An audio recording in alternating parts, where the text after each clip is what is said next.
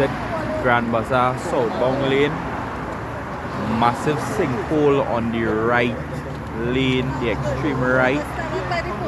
Right, we outside. Two vehicles high up, engine and stuff mash up from hitting this sinkhole. A bumper remain here. So guys, if you're coming down, be careful.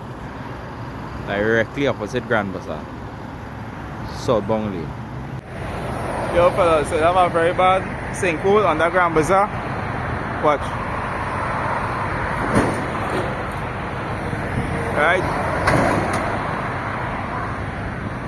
Right, with all the rain, the road sink. And then from Moncton to southbound, right?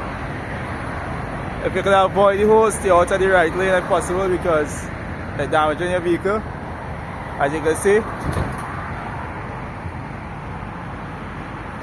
causing a lot of damage. The road collapsing under here.